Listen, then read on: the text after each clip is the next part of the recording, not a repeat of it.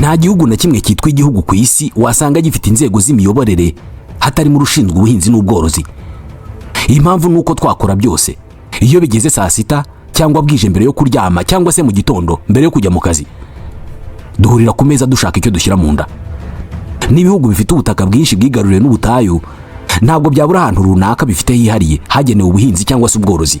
Igitangaje ariko uko ibihugu byose biharanira guteza imbere ubuhinzi n'ubworozi bwabyo, ibibasha kugera ku kwihaza mu biribwa n'imbarwa.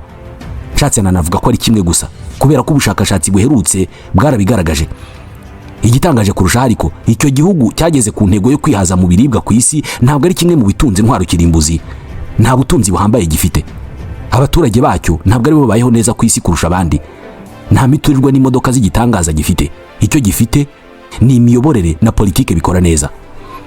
Ubushakashatsi buherutse gutambuka mu kinyamakuru cy'inkuru zivuga ku biribwa Nature Food bwagaragaje ko igihugu cyitwa Guyane aricyo cyonyine cyujuje ibisabwa byose ngo cyitwe ko cyihagije mu biribwa, kubera ko mu biribwa by'ibanze abaturage bakenera ngo babeho nta na kimwe Guyane ivana mu mahanga. Ni ibintu bidashoboka kuri Amerika nk'igihugu gikomeye. Nta nubwo ariko bimeze ku Bushinwa, Ubufaransa cyangwa se Ubwongereza bwakoronije ibindi bihugu mu myaka 60 ishize. Ni ibintu byagezweho n'icyo gihugu gusa cyo muri Amerika y'Amajyepfo. Ushobora kwibaza ngo byagenze bite ngo iki gihugu kigere kuri uyu muhigo, kize kuri uru rutonde cyonyine, ibindi byose bizi inyuma, nta n'icyizere cyo kuzaza hafi ya Guyane. Reka tubivugeho. Njye nitwa Ismael Mwanafunzi. Mbere yo kwinjira mu mayeri Guyane cyangwa se Guyana yakoresheje ngo ibe igihugu cyonyine ku isi gifatwa nk'ikihagije mu biribwa, ni byiza ko tubanza kumenya iki gihugu. Guyane ni igihugu kiri mu majyaruguru y'umugabane wa Amerika y'Amajyepfo. Gihana imbibi n'inyanja ya Atlantique mu majyaruguru. Venezuela imwe ihanganye na Donald Trump muri iki gihe iri mu burengerazuba. Brazil iri mu majyepfo na Suriname mu burasirazuba. Ni igihugu cyakoronijwe n'Abahorandi mu kinyejana cya 17, nyuma Abongereza baje kugikoroniza mu kinyejana cya 19 banagihindurira izina bakita British Guyana. Mu gihe cy'ubukoroni ubukungu bw'iki gihugu bwibandaga cyane ku buhinzi bw'ibisheke byavagamo isukari byahingwaga n'abacakara bavuye muri Afurika ndetse n'Abahindi bahazanywe nyuma ubucakara bumaze gucibwa mu 1834. Iki gihugu cyabonye ubwigenge mu 1966, ariko mbere yaho cyabayemo ibibazo by'amacakubiri mu bya politike ku buryo ubwigenge bwagezweho cyarashegeshwe cyane n'amacakubiri. N'amacakubiri yaturukaga ku mashyaka iharaniraga ubwigenge. Hamwe yarashyigikiye imitegekere ya communisme yari irangajwe imbere na Leta Zunze Ubumwe z'Abasoviete, mu gihe abandi bari bashyigikiye imitegekere ya kapitalisme ikoreshwa n'Abanyamerika ndetse n'Abanyaburayi. Igihugu kimaze kubona ubwigenge, ubutegetsi bwasigaye mu maboko y'ishyaka Forbes Barnum and the People's National Congress PNC byakoranaga n'Abongereza, rimara igihe ritegeka iki gihugu uko ribyumva. Mu mwaka wa 1970 nibwo Guyane yabaye repubulika. Mu 1992 nk'uko byari birimo kugenda hirya no hino ku bihugu byahoze bikoronijwe, Guyane nayo yinjiye mu bihe by'amashyaka menshi. Imvururu zakomeje kugenda zigaragara no mu miyoborere y'icyo gihugu, ahanini ishingiye ku bwoko, aho hari igice kibona nk'Abanya-Guyane bafite inkomoko mu Buhindi, abandi bakibona nk'abafite inkomoko muri Afurika. Kuri ubu Guyane iyobowe na Perezida Irfan Ali wo mu ishyaka People's Progressive Party and Civic PPPNC. Yagiye ku butegetsi mu mwaka wa 2020. Iri ni naryo shyaka rifite ubwiganze bwinshi mu nteko ishinga amategeko. Mu bijyanye n'ubukungu, Guyane ni kimwe mu bihugu bifite umutungo kamere mwinshi utarabyazwa umusaruro uko bikwiye. Mu mwaka wa 2015 byaje kugaragara ko ku nkombe za Atlantique iki gihugu cyafite amariba menshi ya petrol ataracukurwa. Iki gihugu kandi mu butaka bwacyo harimo zahabu, bauxite ikorwamo aluminium, ingi yifashishwa mu gukora ibyuma nk'amabati n'ibindi.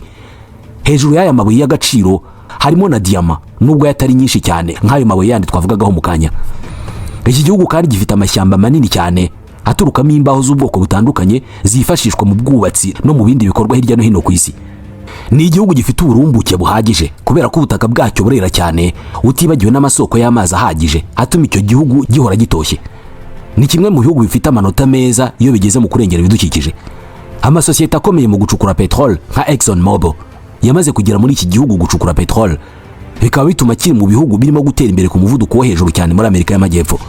Mu bijyanye n'ubukerarugendo, Guyane ntabwo ari igihugu kigendwa cyane kubera ko nta bikorwa remezo by'ubukerarugendo byinshi bihari.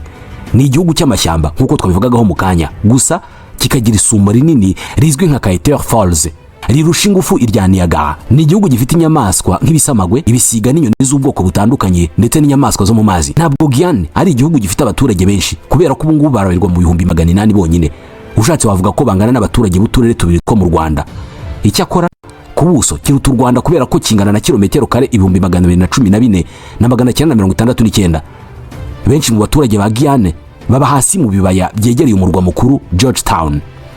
Tuvuye mu by'amateka n'ubukungu bwa Guyane, reka tugaruke ku ngingo y'umunsi y'uko ari cyo gihugu rukumbi ku isi kihagije mu biribwa.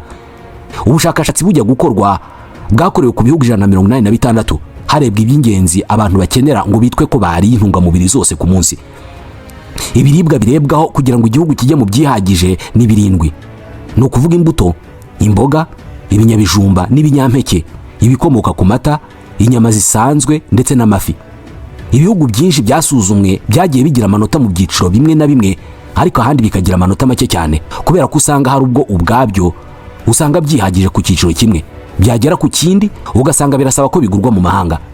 Icyo gihe rero ntabwo barwa nk'uwihagije 100% kubera ko habaye nk'ikibazo ibyo mu mahanga ntibihagere, wahura n'ibibazo bikomeye cyane. Aho Guyane beri gitangaza rero nuko basanze yihagije muri ibyo byiciro byose, haba ku mboga, ibinyabijumba, ibinyampeke, imbuto n'inyama zaba iz'amatungo asanzwe n'inyamaswa zo mu mazi. Hose Guyane ibyihagijeho bitabaye ngombwa ko ibikura mu mahanga. Hari nk'ibiribwa cyangwa se inyama zitaboneka imbere mu gihugu bakajya kuzigura mu mahanga, ariko ugasanga ari ubwoko runaka butandukanye n'ubwo bafite mu gihugu. Ukaba wasanga bafite amafi ariko barashaka no kugira isambaza bakajya kuzigura ahandi. Bakaba bahinga ibirayi by'ubwoko bumwe ariko bakeneye Kinigi Musanze, bikaba ngombwa ko bayitumiza ngo bumve uburyohe bwabyo. Kwihaza mu biribwa kwa Guyane ntabwo ari ikintu cyapfuye kwizana gutyo gusa, kubera ko byaturutse ku ngufu iki gihugu cyashyize mu buhinzi n'ubworozi. Kuva mu gihe cy'ubukoroni, ibice bya Guyane bikora ku nyanja byagiye bicukurwamo inzira z'amazi zifasha kugeza amazi mu mirima, ku buryo ubutaka bwinshi buhingwa byoroha kubuhinga, byoroha kubwuhira. Hari utuntu tumeze nk'amaterasi y'indinganire kandi twagiye twubakwa hirya no hino ku butaka bukora ku nyanja bagamije kubuza amazi y'inyanja guteza imyuzure mu gihe imvura yabaye nyinshi. Guyane ihinga umuceri ku bwinshi, imyumbati, soya n'ibihingwa bivamo isukari. Kuri ubu yashyize imbere guteza imbere ubworozi bw'amatungo yo mu gasozi bwunganira ubworozi bw'amafi yikungahajeho nk'igihugu gikora ku nyanja. Iki gihugu kandi cyashyizeho ingamba zihariye zigamije kugabanya ibyo gitumiza mu mahanga, cyane cyane ibyo kurya, aho cyari kihaye ko bitarenze uyu mwaka wa 2025 ibiribwa kivana mu mahanga bitarenga 25%. Inganda zitunganya umusaruro w'ubuhinzi zubatswe hirya no hino mu gihugu, hakorwa ibikorwa remezo nk'imihanda yorohereza abahinzi n'aborozi kugeza umusaruro wabo ku masoko. Minisiteri y'ubuhinzi n'ubworozi muri Guyane ivuga ko nubwo bari ku mwanya wa mbere mu kwihaza mu biribwa, ngo ntabwo bisobanuye ko ibibazo by'ubukungu byashegeshe isi mu myaka 5 ishize nabo bitabagezeho. Yavuze ko nko kubona ifumbire y'imvaruganda byagiye bigorana kubera ibyorezo nka coronavirus ndetse n'intambara y'Uburusiya na Ukraine, hakazizamuka ry'ibiciro ku masoko n'ibindi byatumye uko bari biteza umusaruro atari kuboneka. Yavuze kandi ko hejuru y'ingamba zo kuhira no kurwanya imyuzure banashyize ingufu mu gushaka imbuto zitanga umusaruro uhagije kandi zihanganira ibihe nk'umuceri, ari nako aho bishoboka hose bagenera nkunganira abahinzi kugira ngo babashe guhinga neza. Ubushakashatsi bwagaragaje ko ibihugu 6 ku isi aribyo byagaragaye ko nta bwoko na bumwe bw'ibiribwa muri bimwe 7 twavuze byihagijeho. Muri ibyo bihugu harimo Afghanistan, Leta Zunze Ubumwe z'Abarabu na Iraq. Igihugu gishobora kutihaza mu biribwa ariko gifite ubushobozi buhagije bwo kuvana mu mahanga ibigitunga. Icyakora ntabwo bifatwa nk'uburyo burambye kubera ko isaha yari yo yose habaye ikibazo kidaturutse ku bushake bw'icyo gihugu, biba bishoboka cyane ko amafaranga ubwayo ntacyo yamara. Twarabibonye mu gihe cya COVID-19. Icyakora hari ibihugu bihitamo uburyo bwo kugura ibiribwa ahandi bitewe n'ibibazo bitandukanye birimo kutagira uburyo buhagije n'ikoranabuhanga rikenewe mu buhinzi. Nk'ibihugu twabonyeho mu kanya biri ku myanya y'inyuma ni ibikunze kwibasirwa n'ubutayu, aho gushora imbaraga mu buhinzi nta cyizere cy'uko buzatanga umusaruro, bakazishora mu bindi nk'ubucuruzi, inganda n'ikoranabuhanga. Abandi nabo bakaza kubishaka iwabo.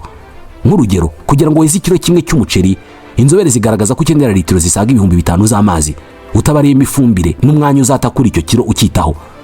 Aho ubuhinzi bugeze hakenerwa n'ikoranabuhanga rigenzura icyo gihingwa cyangwa se imashini zizifashishwa mu kugihinga. Hari n'ubwo igihugu gitera imibare kigasanga birahenze kurusha kujya mu bindi, ari nawo umurongo wafashwe n'ibihugu nka Singapore. Ntabwo bivuze ko badahinga, ariko usanga barafashe umwanzuro wo guhinga bike bashoboye ibindi bakazabivana mu mahanga. Inzobere zivuga ko icyakora uko byagenda kose kwihaza mu biribwa ariyo nzira nziza yo gutera imbere nyako kw'igihugu, kubera ko ahisi igenda igana. Kwiringira ko ibintu by'ingenzi byose uzabihaha ahandi ni ukwibeshya. Ni nayo mpamvu usanga leta nyinshi zigira inama abaturage kubyaza umusaruro ubutaka buto bafite. Waba ufite aho ushyira akarima k'igikoni ukakagira, waba ufite aho utera imbuto ukabikora, kubera ko ushobora kwiringira byose kubihaha mu isoko, hakaba ikibazo ejo isoko rigafunga cyangwa se imodoka zabihagezaga zikagira ikibazo. Ni nka rya somo ryo kwizigamira duhora tubwirwa, kubera ko ntawe uzi uko ejo buzacya bimeze. Ni naha dusoreje ikiganiro cyacu cy'uyu munsi. Nitwa Ismael Mwanafunzi, ndabashimiye.